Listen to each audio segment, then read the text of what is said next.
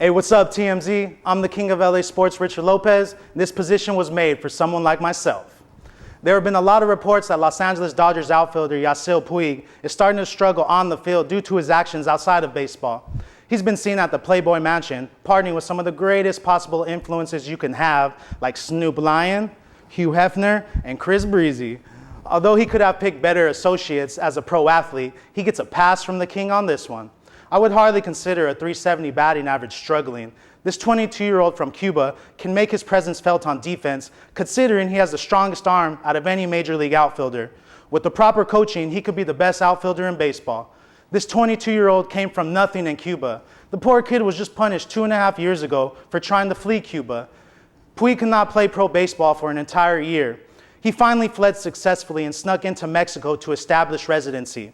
Puig just signed a $42 million deal with the Dodgers that many people considered overpriced at the time, and since his arrival, he has silenced all his critics. We need to give this young, talented athlete some time to breathe and let him establish himself in his new country and home.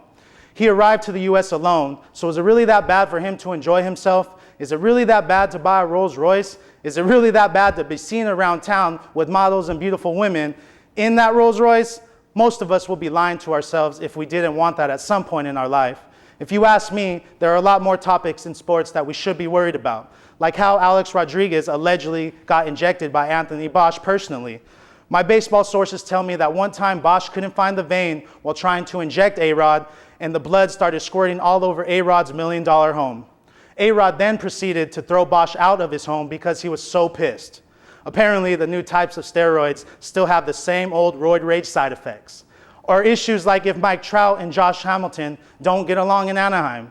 I've been at games and seen them arguing numerous times this year. Nobody talks about that. Or how Mitch Kupchak really wants Phil Jackson to be the Lakers coach, but is being restrained by Jim Buss.